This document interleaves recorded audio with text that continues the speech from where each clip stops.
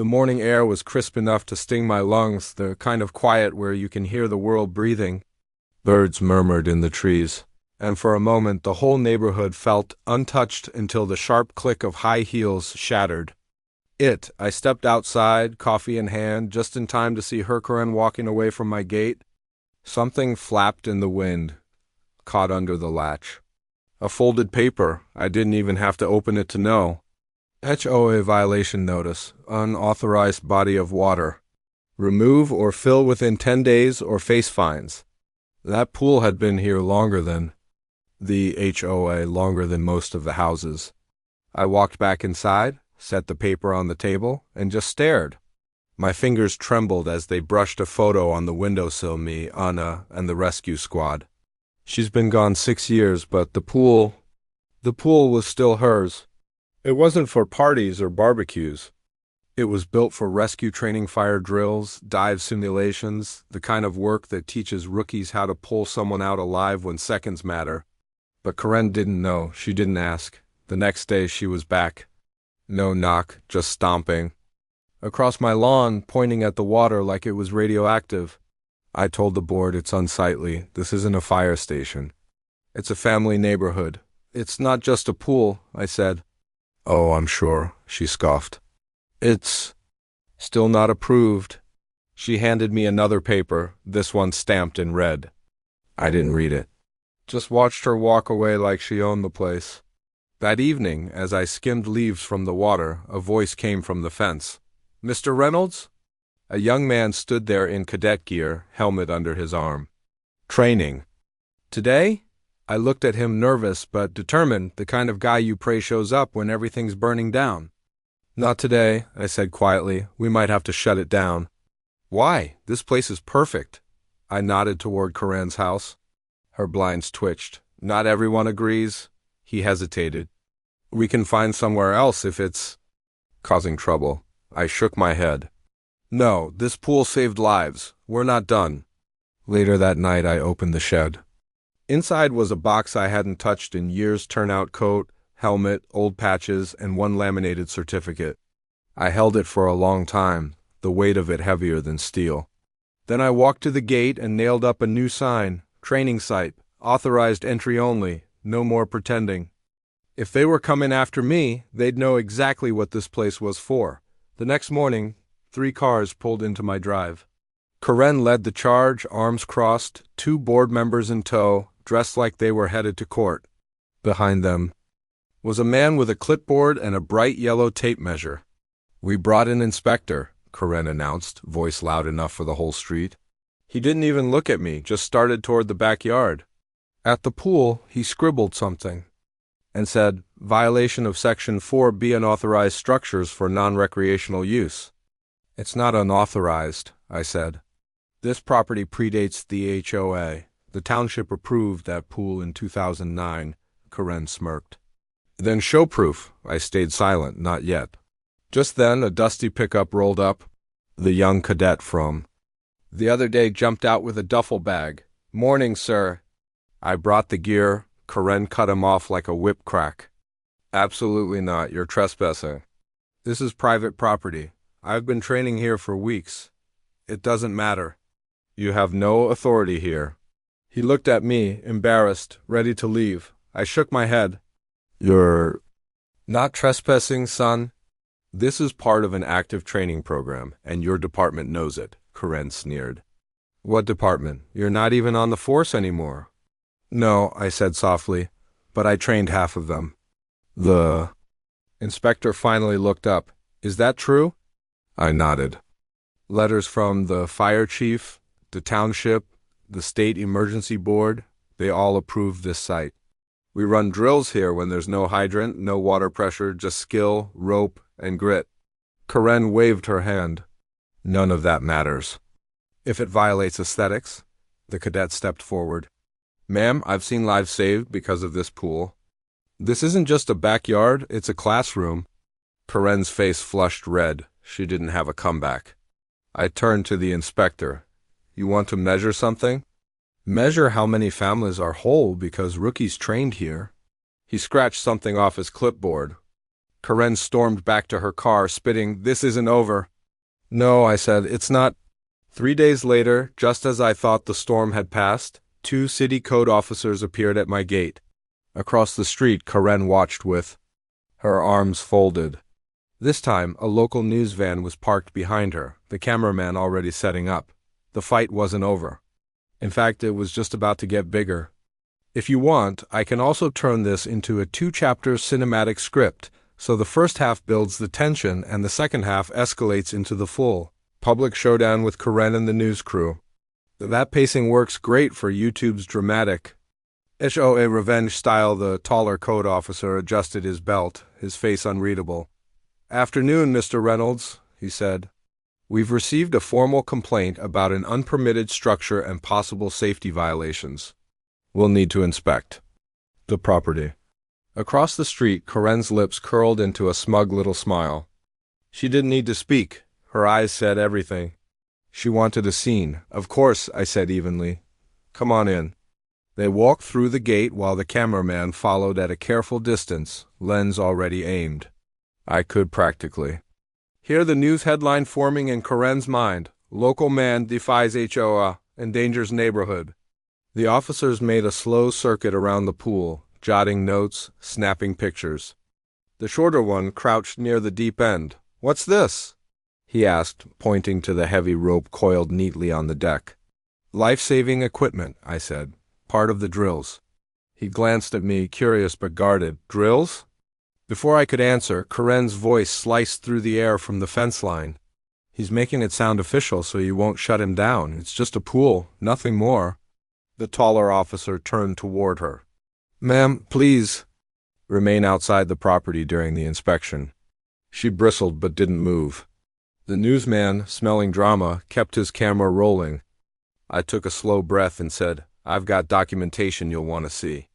Letters from the fire chief, township permits, and safety certifications."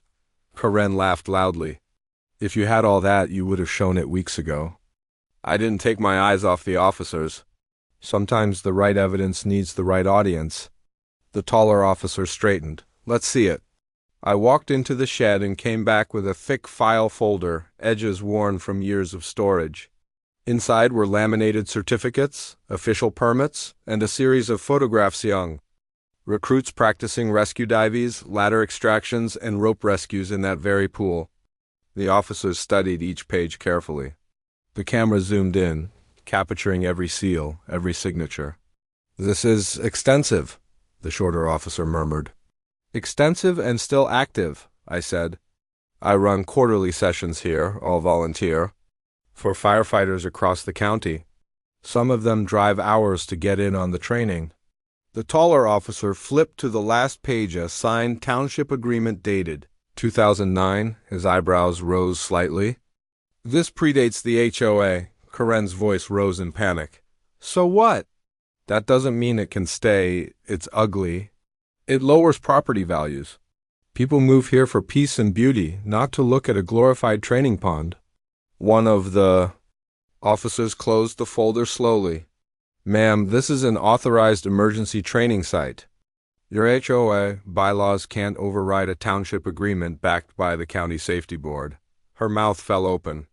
"That's not, you can't just," the taller officer turned to me. "Mr. Reynolds, as far as we're concerned, you're in compliance. We'll file a report stating the pool is permitted for its intended use." The cameraman didn't even try to hide his grin as he captured Karen's expression, a cocktail of disbelief and rage. "This isn't over," she hissed, pointing a finger at me. "You've said that before," I replied calmly. The officers packed up and left, the news van trailing them. Karen stood frozen for a moment, then spun on her heel and stormed into her house. Silence settled over the yard, but it wasn't the kind of silence I'd felt in weeks. This was different. This was the kind of quiet that comes after a fire's been put out and the smoke has cleared. The next morning, the young cadet returned with 3 more recruits. They stood at the gate, helmets in hand. "We heard what happened," he said. "Figured you could use the help running drills." I looked at the pool, the sunlight shimmering across its surface. "Yeah," I said, "let's get to work." Karen's blinds twitched from across the street, but I didn't care.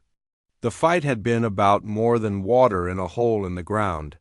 It had been about keeping alive the spirit of service, the readiness to act when the unthinkable happens. And now, every splash in that pool was a reminder that sometimes the quiet battles we fight in our own backyards matter just as much as the ones fought on the front lines. 2 weeks passed. The drills went on, recruits coming and going quietly. No shouting, no inspectors, no news vans. For the first time in months, I thought maybe, just maybe, Karen had finally given up, but people like her don't quit. They circle. It was a Thursday afternoon when I heard the low rumble of a delivery truck. I stepped out onto the porch just in time to see 2 men unloading a massive wooden crate onto my driveway. "Delivery for Mr. Reynolds?" one asked. I didn't order anything. He glanced at his clipboard. "Paid for in full." "Special. Order from the HOA legal fund." My stomach tightened. I pried open the lid with a crowbar and froze. Inside was a bright orange portable pool cover, complete with heavy locking clamps and a laminated mandatory use notice taped to the top. At the bottom, in bold print, HOA approved safety requirement. Effective immediately. It wasn't about safety. It was about suffocating the space, making it useless for training. The cover's design would take 30 minutes to secure and another 30 to remove. Drills relied on speed. That was the point. As I stood there staring, I heard the click of heels on pavement. Karen was crossing the street, sunglasses on, a little too smug. Nice, isn't it? Protects the neighborhood and keeps your little project from bothering anyone. "This isn't about safety," I said. She smiled thinly. "Everything's about safety. That's why the board voted unanimously. If you refuse, we'll fine you daily until you comply. And this time, the township can't help you. This is an HOA policy."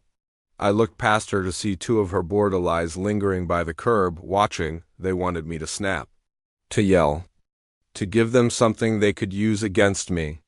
Instead, I smiled back. "Thanks for the gift."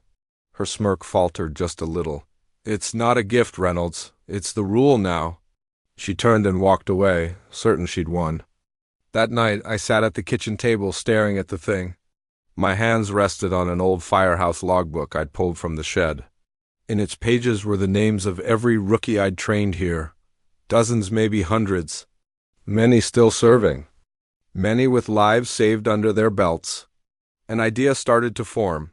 The next morning, I called in every favor I had left. Old friends, retired chiefs, a few state officials who remembered the work we'd done here after floods, fires, and storms. By Saturday afternoon, the street outside my house was lined with trucks. Men and women in turnout gear climbed out, chatting, shaking hands. Some I hadn't seen in a decade. The young cadet was there too, looking awestruck. Karen stepped out onto her porch, clearly stunned. "What is this?" she demanded. One of the retired chiefs stepped forward. "Neighborhood safety demonstration? Public service, fully permitted by the county."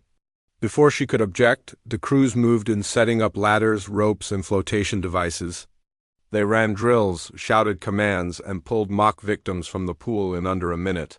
The news showed up again, but this time the story wasn't "Man defies HO," it was "Local heroes train future firefighters in HOA dispute." Karen stood frozen on her lawn, sunglasses hiding her eyes but not her clenched jaw. Every camera angle caught the same truth: her eyesore was the only thing in the neighborhood that might one day save a life. By sunset, the crews packed up. Before leaving, the young cadet turned to me. "You didn't just save the pool today. You showed them why it matters." I looked across the street. Karen had already gone inside, blinds drawn. She'd be back, I knew. People like her always came back, but now the whole town knew. And when the fight came again, it wouldn't be just me at the gate. It would be all of us. The HOA president tried to kill my dream 3 days after I moved in. She didn't knock. She didn't introduce herself. She didn't even wait for me to unpack my last box. She just showed up, pearl-white Escalade crunching down my gravel driveway like she owned the road heels, clicking, clipboard tucked under her arm, and a thin, cold smile that didn't reach her eyes. Her name was Karen McAllister, and in this town her word was practically law, the neighborhood's self-appointed queen. The kind of woman who could host a charity brunch at noon and have 3 lawsuits filed against you by dinner time. The place I'd moved into wasn't just any house. It was my late uncle's property, a quiet corner lot with a deep pool he'd built himself years ago. It wasn't for swimming. It wasn't for parties. My uncle had been a firefighter, and the pool had trained dozens of recruits to handle water rescues and real emergencies. When he passed, the place came to me. I promised myself I'd keep it going. Not as a business, not for profit, but because it mattered. That first morning, I was hauling a few crates out of my truck when Karen stepped onto the porch uninvited. "This," she said, gesturing toward the pool, "is a violation." I frowned. "Violation of what?" "Our HOA policy.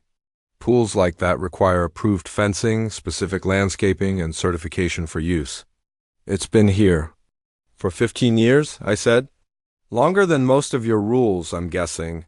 Her smile thinned. "It doesn't matter. Now that you're here, we expect compliance." What she meant was, I don't like you, and I don't want you here.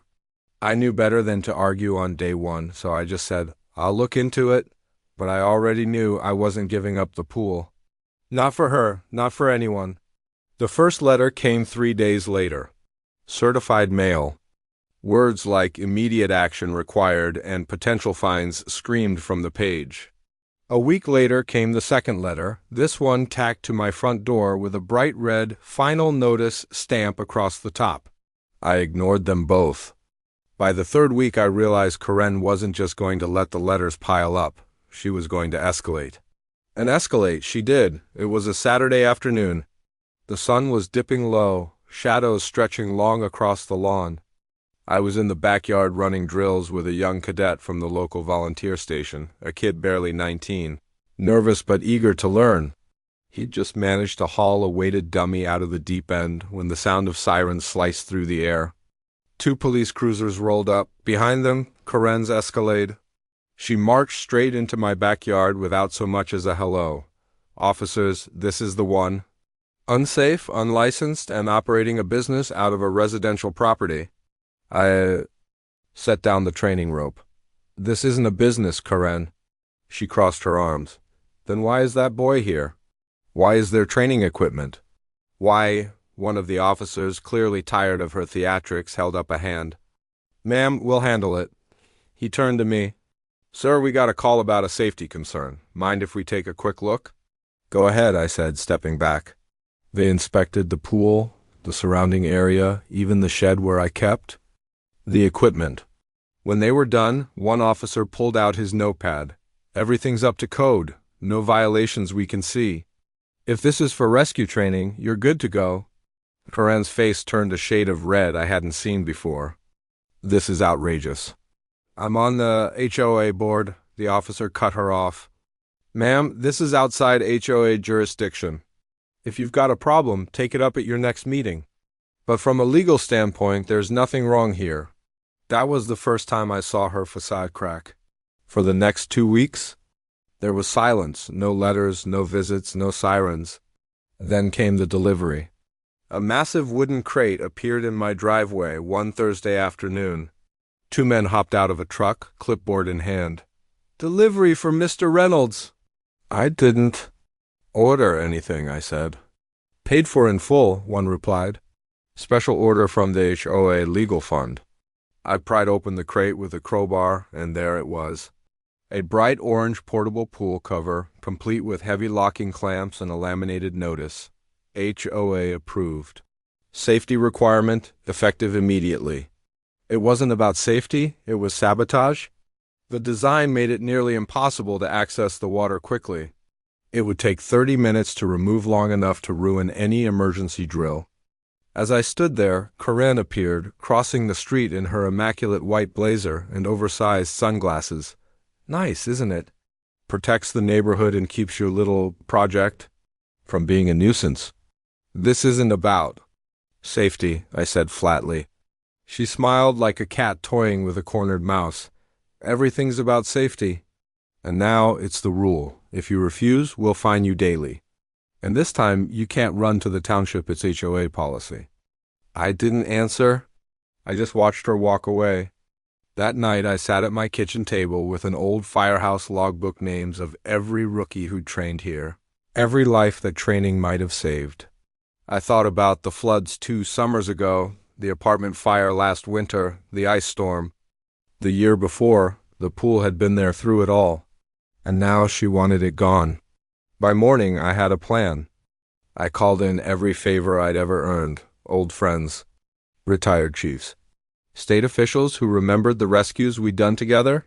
Saturday came, and the street outside my house turned into a scene Karen couldn't have imagined. Trucks lined the curb. Men and women in turnout gear hopped out, laughing, shaking hands. The young cadet was there too, standing tall despite the weight of his gear. Karen stepped onto her porch, clearly rattled. "What is this?" she snapped. One of the retired chiefs stepped forward. "Neighborhood safety demonstration, public service, fully permitted by the county." Before she could respond, the crews got to work. They set up ladders, ropes, flotation devices. They hauled victims out of the water in under a minute. Commands echoed across the neighborhood. Cameras flashed. The local news anchor spoke into her mic, her words carrying across the street. Local firefighters and trainees gathered today in an HOA dispute-turned-safety showcase. Every shot on TV showed the same thing, heroes in action. The same pool Karen wanted gone, saving lives in real time. By the time the last truck left, the whole town knew. This wasn't about property values or aesthetics. It was about a community's safety and the petty power games of one woman who'd tried to take that away. Karen disappeared behind her blinds before the evening news aired. She didn't come back that night, or the next. But I knew she would. People like her always do. The difference now? When she came, it wouldn't just be me standing at the gate. It would be all of us. For a few days, I convinced myself she might have finally backed off. The drills ran smoothly, the cadets' confidence was growing, and the sound of splashing water and shouts of, "Ready! Go!" filled the backyard again like they always had. But when you've dealt with people like Karen long enough, you learn to stop believing in peace. If she was quiet, it wasn't because she'd given up. It was because she was planning something bigger. The first sign came in the form of a thin, white envelope slid under my front door early one morning. No postage, no return address, just my name in heavy black marker. Inside was a single sheet of HOA letterhead, the kind printed on that stiff, self-important paper. Effective immediately, all exterior water features larger than 150 square feet must comply with the new Safety and Environmental Protection Code. The wording was intentionally vague, but the attached compliance checklist wasn't 27. Items, from fencing height to chemical storage protocols, each more absurd than the last. My favorite was the requirement for wildlife deterrent measures, complete with monthly certification from a licensed pest control company. I'd been around enough bureaucracy to know what this was. It wasn't about safety or the environment. It was about choking me in paperwork and fees until the pool wasn't worth keeping. That evening, as I was locking up the shed, Karen appeared. On the sidewalk, flanked by 2 HOA board members. "Have you received the notice?" she asked, her tone dripping with manufactured politeness. "I have," I said. "Then you understand this isn't personal. The board is just ensuring all properties meet the updated standards. We can't make exceptions, especially for projects like yours." She lingered on that last word like it was something dirty. I smiled because showing anger would be exactly what she wanted. "Funny, I don't remember the board holding any meetings about these updated standards." "Oh, they were handled internally," she replied. "Sometimes urgent matters require swift action." Translation: she'd cooked this up with her inner circle and pushed it through without letting the rest of the HOA know.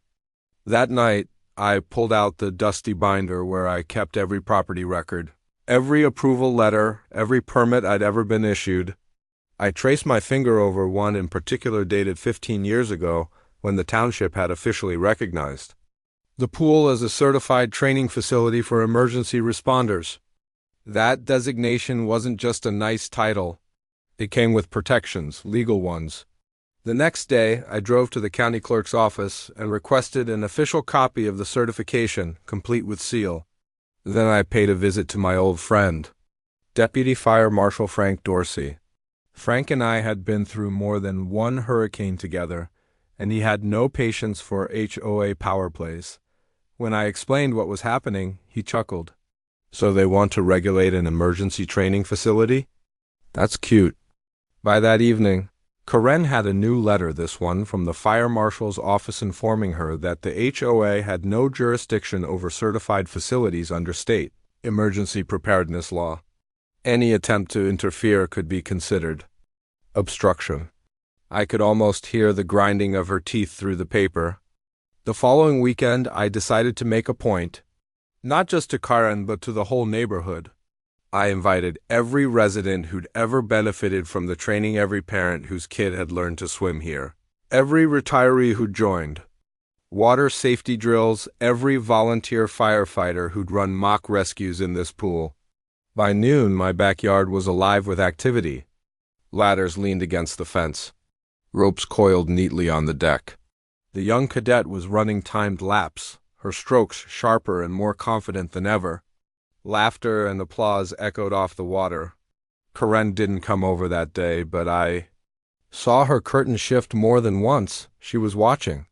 This wasn't over. But I just reminded her and the rest of them that this wasn't a backyard toy she could bully out of existence. This was a lifeline. And if she wanted to take it from me, she was going to have to do it in front of the entire town. For 2 days I didn't see her. No passive-aggressive notes. No HOA compliance inspections. Just silence, and that was worse than her. Screaming, because I knew women like Karen didn't back down. They retreated to plot. Her kind didn't lose battles quietly. They went underground, and when they came back, it was with a strike so calculated you didn't even realize you'd been cornered until the walls closed in. It happened at 6:43 a.m. on a Thursday. I'd just poured my first cup of coffee when a sharp knock rattled the front door. Not the timid kind, the kind that announces itself like a warrant. Standing on my porch was a man in a county-issued vest, clipboard in hand, and behind him Karen, arms folded, her smile thin as dental floss. "Morning," the inspector said, not looking at me but at the paper on his clipboard. "We've had a formal complaint filed regarding your property. Multiple code violations." "I'm here." "To verify code violations?" I knew my property better than I knew my own pantry. Everything was up to date, double-checked, and, in some cases, overbuilt to meet higher safety standards than the law even required. But then he started reading. The list went on and on. Improper fencing height, inadequate drainage, failure to display hazard signage, potential contamination of stormwater runoff, every single one of them. False, the kind of accusations that sounded serious if you didn't know better, but evaporated the moment you checked the facts. I kept my voice calm. "Sir, would you mind showing me where these violations supposedly are?"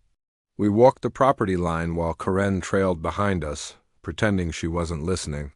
One by one, the inspector checked items off, not because they were real, but because they didn't exist. The fence was legal height. The drainage system was not only functional but top of the line. The water quality was pristine, certified just last month. When we reached the last item, the inspector closed his clipboard and looked at me over the rim of his glasses. "I'll be filing a no-violation report. This was a waste of county time." Karen's smile froze. The inspector left, and I turned to her. "You really thought I'd let you drag me into a compliance war?" I said, "Karen, I've been doing this longer than you've been harassing neighbors. I keep every permit, every inspection, every certificate. You can't out-paperwork." She didn't answer, just pivoted on her heel and walked away fast enough that her little HOA badge swung against her cardigan. But that's when I knew this was moving to the next level. If paperwork didn't work, she'd find another weapon. And sure enough, 3 nights later, I woke to the sound of splashing. Not the kind of splashing from training drills. This was heavier, erratic, like someone was throwing things into the water. I grabbed my flashlight and stepped into the humid night air. The beam cut across the surface of the pool, and there she was, Karen, standing by the deep end, with two large trash bags split open beside her. The smell hit me first: rotting food, rancid grease, even what looked like dead fish, all of it dumped into the water. She froze under the light, her hands still mid-toss. "Seriously?" I said, her mouth open, but no words came out. She was caught, and she knew it. I didn't yell. I didn't threaten. I just pulled my phone from my pocket, tapped the screen, and let the recording icon glow red. "Say hello to the county health department," I told her, Karen's face drained of color. What she didn't know, what I was counting on, was that tampering with a certified training facility's water supply wasn't just an HOA violation. It was a criminal offense. After the pool was officially recognized, letters started arriving from firefighters across the country and even overseas. A lieutenant in Canada shared how skills learned here helped save 2 children from a frozen lake. A woman in England said her brother trained here and now serves in Greater Manchester's fire rescue. What began as a tribute to my late daughter was now reaching across oceans. Then a local blogger posted a critical article: "Backyard firefighting heroic or hazardous?" It questioned my qualifications and safety practices. I wrote a calm, honest response telling Anna's story, the early drills, and the kids who gained confidence here. Soon, real firefighters and community members filled the comments with their own testimonies. The headline changed: "Local Heroes Pool is more than it seems. We held a community open house." Families explored the training zones. Kids asked questions. Karen, once my loudest critic, stood in the crowd. "I thought this was about power," she said quietly. "It's about people," I replied. She didn't fully agree, but she no longer stood in the way. Months later, the drills grew less frequent as trainees moved on to full-time stations. One evening, Ben, one of the first cadets, invited me to watch a final round. At the end, he handed me a firehouse emblem. "You've earned this not for wearing the badge, but for building something we'll carry forever." The next day, I transferred the pool to the regional department. At a small ceremony, a plaque was placed in honor of Anna, where courage was taught and lives were changed. Karen told me, "You turned something personal into something permanent." In the end, it wasn't about rules or rebellion, it was about what lasts after the noise fades. If even one person is inspired to protect something that matters, then it was all worth it.